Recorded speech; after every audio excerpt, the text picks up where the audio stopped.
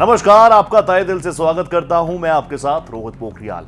लोकसभा चुनाव में विपक्षी इंडिया गठबंधन के शिल्पकार रहे नीतीश कुमार एक बार फिर पलटी मारकर बीजेपी नेतृत्व वाले एनडीए का हिस्सा बन गए हैं। सीएम नीतीश कुमार के पाला बदलने से सिर्फ बिहार की राजनीति पर असर नहीं पड़ रहा, बल्कि उत्तर प्रदेश की सियासत पर भी इसका असर पड़ेगा।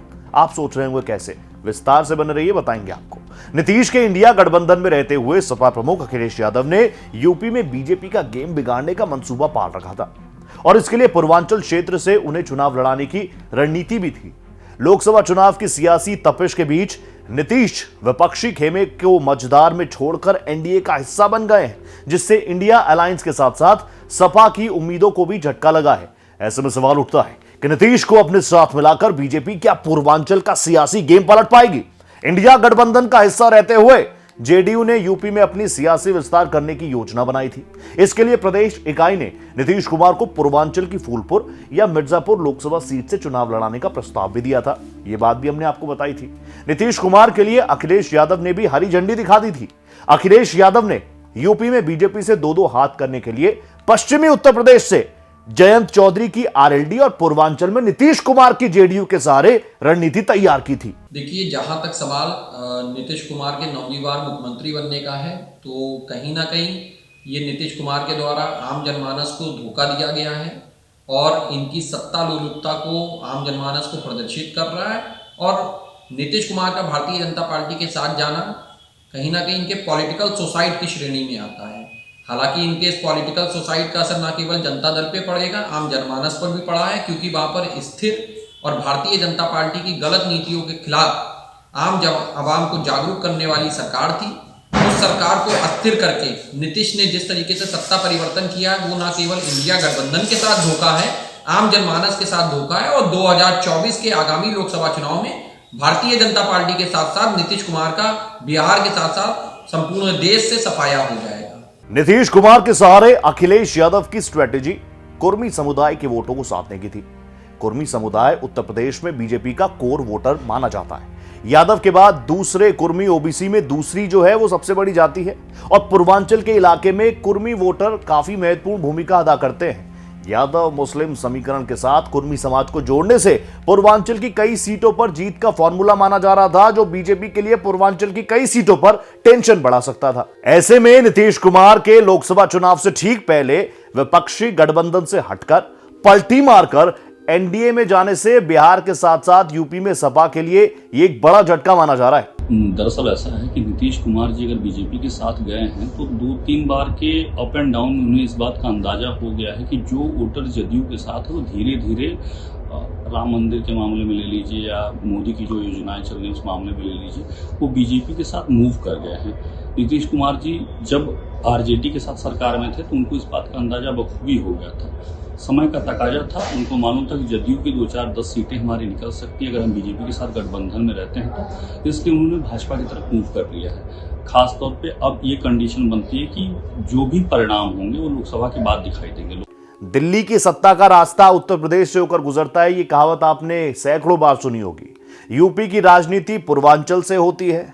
पश्चिमी उत्तर प्रदेश में मुस्लिम बाहुल होने से भले ही बीजेपी धार्मिक ध्रुवीकरण का दाव कामयाब हो जाए, लेकिन पूर्वांचल की सियासत पूरी तरह से जातीय समीकरण के इर्द गिर्द ही सिमटी हुई है और इसीलिए भारतीय जनता पार्टी ने उत्तर प्रदेश में गठबंधन के सभी सहयोगी दलों का आधार पूर्वांचल के इलाकों में बनाया है, वो चाहे संजय निषाद की पार्टी हो या फिर अनुप्रिया पटेल की पार्टी हो।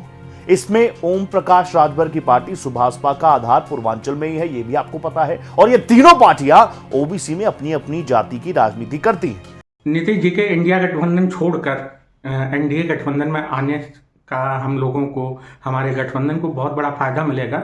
आपने देखा होगा कि वो पहले फूलपुर या मिर्जापुर की सीट पर लड़ना चाहते थे। जाहिर सी बात है कि वो वहाँ पर अपना कद बढ़ाना चाहते थे नीतीश जी, और वो अब हमारे साथ आ गए हैं, एनडीए गठबंधन में शामिल हो गए, तो हमारी ताकत और भी ज़्यादा बढ़ेगी। जहाँ तक रहा माननीय अखिलेश जी का सवाल, समाजवादी पार्टी का सवाल, तो देखिए उनके एक एक साथी तो छूट ही रहे हैं, चाहे इंडिया गठबंधन में शामिल टीएमसी रही हो, ममता बनर्जी जी ने हाथ खींच लिया है, चाहे भगवंत मान जी हो, आप पार्टी हो पंजाब में, उन्होंने हाथ खींच लिया है। और धीरे धीरे ये चक्र जैसे जैसे आगे बढ़ेगा आप देखेंगे कि सभी लोग एक दूसरे के विरोध में खड़े होंगे। और यही बात हमारे नेता माननीय ओम प्रकाश राजभर जी ने पहले भी कई बार दोहराई थी, मैंने भी कई चैनलों पर कई बार ये बात दोहराई है कि ये गठबंधन नहीं है, ये ठगबंधन है। ये आपस में एक दूसरे को बचाने के लिए जेल जाने से, बेल पर जाने से केवल एक साथ आके किट्टी पार्टी करते हैं और उससे ज्यादा कुछ नहीं करते हैं। बीजेपी नेतृत्व वाले एनडीए गठबंधन से मुकाबला करने के लिए अखिलेश यादव के पास पूर्वांचल में नीतीश कुमार की पार्टी एक बड़ा फैक्टर थी, जिसके सहारे ओबीसी के कुर्मी वोट बैंक को वो अपने साथ जोड़ना चाहते थे। इस तरह अखिलेश नीतीश कुमार के साथ मिलकर उत्तर प्रदेश में अपना सियासी एजेंडा भी सेट करना चाहते थे। नीतीश की 24 दिसंबर 2024 को पूर्वांचल में होने वाली रैली में सपा प्रमुख अखिलेश यादव के भी उपस्थित रहने का प्लान था, लेकिन रैली की जगह ना मिलने से इस प्रोग्राम को कैंसिल करना पड़ा। जेडीयू नेता केसी त्यागी भी कह रहे थे कि यूपी में जेडीयू सपा के साथ मिलकर ही चुनाव लड़ेगी। अखिलेश को भी जेडीयू के साथ हाथ मिलाना काफी मुफीद लगा। इसके पीछे वजह कुर्मी वोटों के बीच मजबूत पैठ बनाने की थी। सपा इस बात को बखूबी समझ रही थी कि कांग्रेस के साथ लेने का फायदा सिर्फ मुस्लिमों के वोट तक ही है, जबकि नीतीश कुमार के इंडिया गठबंधन में साथ रहने से उत्तर प्रदेश में बीजेपी के कोर वोट बैंक बन चुके कुर्मी समुदाय को साधने का प्लान था। और यही वजह थी कि कांग्रेस ने पिछले दिनों इंडिया गठबंधन के नेताओं की बैठक बुलाई तो अखिलेश, नीतीश और ममता बनर्जी एक सुर में बात करते नजर आए। अखिलेश यादव बाकायदा ये कहना शुरू कर चुके थे कि पीडीए यानी पिछड़ा, दलित, अल्पसंख्यक फॉर्मूले से ही बीजेपी को मात दी जा सकती है। नीतीश कुमार जिस कुर्मी समुदाय से आते हैं उसकी बड़ी आबादी यूपी के पूर्वांचल में है। यूपी में कुर्मी मतदाता करीब 6% है और 5% कोई समुदाय के लोग हैं। यादव मतदाता भी सूबे में 10% के करीब है तो मुस्लिम 20% है। 30% अति पिछड़ी जातियों के वोट हैं। नीतीश कुमार इन्हीं की सियासत करते आ रहे हैं और इसी फॉर्मूले को अखिलेश यादव उत्तर प्रदेश में भी अमली जामा पहनाने और बीजेपी को मात देने की स्ट्रैटेजी में महत्वपूर्ण फैक्टर बनाना चाह रहे थे। नीतीश कुमार जी का मुझे नहीं लगता कि बिहार से बाहर कोई बहुत ज्यादा प्रभाव है। भारतीय जनता पार्टी अगर ये देख रही होगी कि नीतीश कुमार जी के आने से उनको कोई लाभ हो सकता है तो मुझे लगता है कि वो बहुत बड़ी गलतफहमी में है। हाँ, बिहार में निश्चित रूप से ज़रूर नीतीश जी उनके साथ गए हैं, लेकिन मुझे ये लगता है कि अगर राजनीति में एक अंक गणित होता है तो राजनीति की एक केमिस्ट्री भी होती है।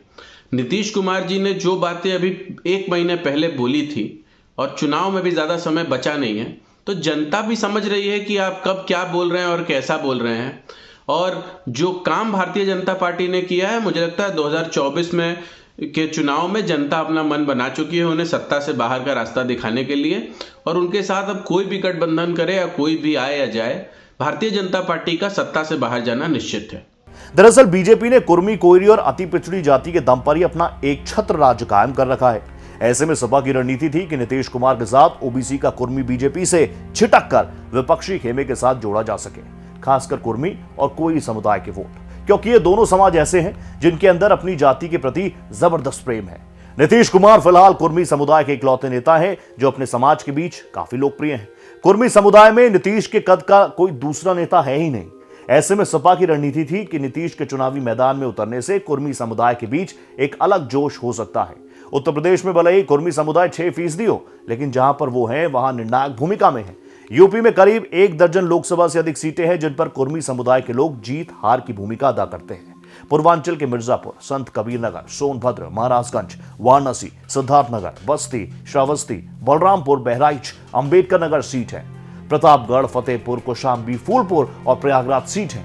बुंदेलखंड, कानपुर में जालौन, बांदा, एटा, अकबरपुर, कानपुर, उन्नाव सीट आती हैं और इसी तरह से रोहेलखंड में बरेली, लखीमपुर खीरी, सीतापुर, शाहजहांपुर लोकसभा सीट कुर्मी बहुल मानी जाती है। साल 2019 के लोकसभा चुनावों में बीजेपी को पूर्वांचल की जिन सीटों पर हार का मुंह देखना पड़ा, उसमें जौनपुर, अंबेडकर नगर, आजमगढ़ और श्रावस्ती संसदीय सीट पर कुर्मी वोटर अहम रोल में है। 2022 के यूपी विधानसभा चुनाव में भी बीजेपी को कुर्मी बहुल कई जिलों में करारी मात मिली, जिसमें अंबेडकर नगर, प्रतापगढ़, कौशाम्बी, जौनपुर जैसे जिले शामिल थे।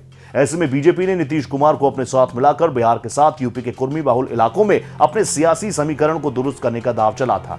देखना है बीजेपी पूर्वांचल में अब क्लीन स्वीप कर पाएगी, क्योंकि कुर्मी वोटों पर अपनी पकड़ किसी भी सूरत में वो कम नहीं होने देना चाहती और इसके लिए कुर्मी आधार वाली अपना दल के साथ पहले से ही गठबंधन है। पैठ पूर्वांचल के इलाके में जबरदस्त है।